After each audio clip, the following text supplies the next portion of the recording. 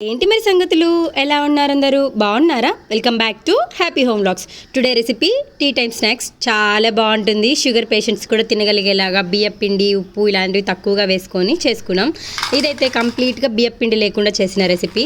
క్రంచీగా చాలా టేస్టీగా ఉంటుంది. మీరు సౌండ్ కూడా వినొచ్చు. ఎంతో ఈజీగా ఇవి ఎలా చేసుకోవాలి ఏంటి అనేది టిప్స్తో సహా నేను ఈ వీడియోలో మీకు షేర్ చేస్తాను. ఇవి ఈజీగా పిల్లలు కూడా చేసేయచ్చు. ఎలా చేసుకోవాలో చూసేద్దాం రండి. దీనికోసం నేను ముందుగా ఇక్కడ నేను పెసరపప్పు తీసుకున్నాను. నావైతే పొట్టు పెసరపప్పు. వీటిని తీసుకొని 2 గంటలు నానపెట్టుకొని వాటర్ అంతా నీట్గా వంపేసుకొని పక్కన పెట్టుకోవాలి.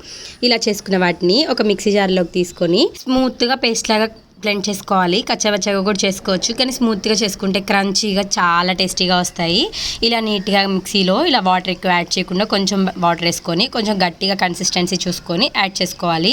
ఇప్పుడు దీన్ని పక్కన పెట్టుకొని ఒక ప్లేట్ తీసుకొని దాంట్లోనే ఈ బ్యాటర్ అంతా వేసుకోవాలి. ఈ బ్యాటర్ నేను 1 కప్ పెసరపప్పుతో చేశాను కాబట్టి ఇక్కడ 1/2 కప్పు రవ్వ తీసుకుంటున్నాను. దాంట్లోనే వాము, జీలకర్ర, కలోంజీ, దాంతోపాటు హింగు, ఉప్పు, కారం, కొంచెం కసూరి మేతి ఇలాగే నేను డిస్క్రిప్షన్లో ఇస్తాను ఇవన్నీ కూడా డీటెయిల్డ్గా. దాంతోపాటే కొంచెం బటర్ కూడా యాడ్ చేసుకొని గోధుమ పిండి వేసుకొనేసి నీట్గా కలుపుకోవాలి. మొత్తం నీట్ చేసుకోవాలి. ఇదంతా మొత్తం కిందకి పైకి కదిపేలాగా చేసుకోవాలి. ఇక్కడ నేను పసుపు మిస్ అయింది, అందుకే నేను చెప్పాను కానీ మళ్ళీ ఇక్కడ చూపించలేదు. అది నేను మళ్ళీ తర్వాత యాడ్ చేశాను. వాటర్ యాడ్ చేసుకోకుండా నీట్గా మిక్స్ చేసుకోవాలి. దీన్ని ఆ వాటరే సరిపోతాయి. ఒకవేళ లూజ్ అనిపిస్తే ఇంకొంచెం గోధుమ పిండి వేసుకున్నా కానీ సరిపోతుంది. ఇలా అంతా నీట్గా కలిపి పెట్టుకున్న తర్వాత ఇంకొంచెం బటర్ కానీ నెయ్యి కానీ వేసుకోవాలి. ఇక్కడ నేను 1 క్యూబ్ వేసుకున్నాను. దీన్ని నీట్గా ఈ బటర్ అంతా కరిగి పిండిలో మిక్స్ అయ్యేదాకా నిట్ చేస్తూనే ఉండాలి. ఇలా ఎక్కువసేపు నిట్ చేయడం వల్ల బాగా టేస్టీగా వస్తాయి, క్రంచీగా వస్తాయి. ఫస్ట్ కరకరలాడుతూ ఉంటాయి. ఇలా చేసుకోవాలంటే కొంచెం టైం పడుతుంది, తప్పదు. ఇలాగే మిక్స్ చేసుకోవాలి. మీరు కరిగింది కూడా వేసుకోవచ్చు, కానీ ఇలా వేస్తే టేస్ట్ ఇంకా బాగుంటుంది. ఇదైతే మెయిన్ టిప్. ఇలాగే చేసుకోండి, ఎక్కువసేపు రుద్దుకోండి. అలా రుద్దటం వల్ల ఎయిర్ బబుల్స్ అన్నీ పోయి క్రంచీగా కరకరలాడుతూ వస్తాయి. ఇప్పుడు దీనికి రెస్ట్ ఇవ్వాలి. మినిమం 1 అవర్ ఇస్తే చాలా బాగుంటుంది. అలాగే ఇక్కడ మనకు ఒక పేస్ట్ కావాలి. ఆ పేస్ట్ కోసం 3 టేబుల్ స్పూన్ల నెయ్యి కానీ బటర్ కానీ తీసుకొని దాంట్లోనే 1 టేబుల్ స్పూన్ పెద్దది ఇలాగ కొంచెం గోధుమ పిండి వేసుకొని నీట్గా పేస్ట్ లాగా చేసుకోవాలి. ఇది ఇలా అప్లై చేయడం వల్ల చాలా టేస్టీగా ఉంటుంది. ఈ పేస్ట్ని పక్కన పెట్టుకోవాలి. ఇప్పుడు అలాగే ఈ పిండిని తీసుకొని మనకు కావాల్సినంత క్వాంటిటీలో బౌల్స్గా చేసుకొని పక్కన పెట్టుకోవాలి. ఇక్కడైతే నేను ఒక క్వాంటిటీ తీసుకొని దీన్ని చపాతీగా చేస్తున్నాను. ఇది మనం చేసుకోగలిగితే ఇంకా పెద్దగా తీసుకొని పెద్దగా కూడా చేసుకోవచ్చు.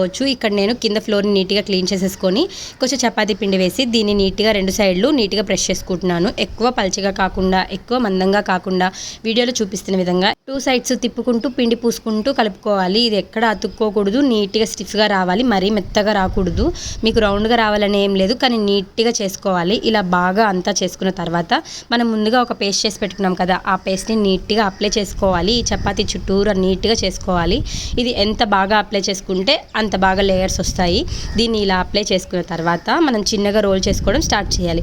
వీడియోలో చూపిస్తున్న విధంగా ఒక సైడ్ నుంచి ఇలా రోల్ చేసుకుంటూ రావాలి. ఇలా రోల్ చేసుకున్న దాన్ని కూడా నీట్గా మొత్తం అంతా సెట్ చేసుకొని ఇలా చిన్న చిన్న వాటిగా కట్ చేసుకోవాలి. ఇలా కట్ చేసుకున్న వాటిని ఒక్కొక్కటి తీసుకొనేసి వీటిని నీట్గా ప్రెస్ చేసుకోవాలి. లేయర్స్ అన్నీ పోవు, అలాగే ఉంటాయి. మరీ పెద్దవిగా కాకుండా మరీ చిన్నవిగా కాకుండా మీడియంగా తీసుకొనేసి ఇలాగ ఒకసారి రోల్ చేసామంటే రెడీ అవుతాయి.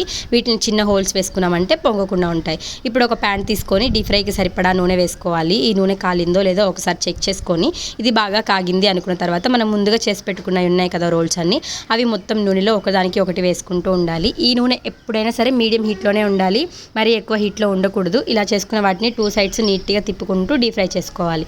మీడియం ఫ్లేమ్లోనే చేసుకోవాలి. హై ఫ్లేమ్ పెట్టామంటే పైన మంచిగా కలర్ వస్తుంది, లోపల మెత్తగా అయిపోతుంది, టేస్ట్ ఉండదు. ఇలా మీడియం ఫ్లేమ్లో చేసుకుంటే క్రంచీగా చాలా బాగా వస్తాయి. ఇలా చేసుకున్న వాటి అన్నిటిని తీసుకొని ఒక ప్యాన్లో వేసుకున్నామంటే రెడీ అయిపోతాయి. ఇలాగే మిగిలినవన్నీ కూడా చేసుకున్నామంటే మన చట్పటాగా టీ టైమ్ స్నాక్ రెడీ అయిపోతుంది. చాలా టేస్టీగా ఉంటుంది. మీకు ఇంకా మసాలాగా తినాలంటే కొంచెం ఉప్పు, కారం, ధనియా పొడి, జీరా పొడి చల్లుకున్నారంటే అదే పోతుంది. ఈ రెసిపీ మీకు ఎలా అనిపించింది? నచ్చిందా? మీరు ఇంకా ఈ ఛానల్ని సబ్స్క్రైబ్ చేసుకున్నట్లేరు. మన ఛానల్లో చాలా మంది సబ్స్క్రైబ్ చేసుకోకుండా చూస్తున్నారు. ఒకసారి మీరు కింద చూసుకుంటారా? Bye bye. ఇంకేమైనా రెసిపీస్ కావాలంటే కామెంట్ చేయడం మర్చిపోకండి.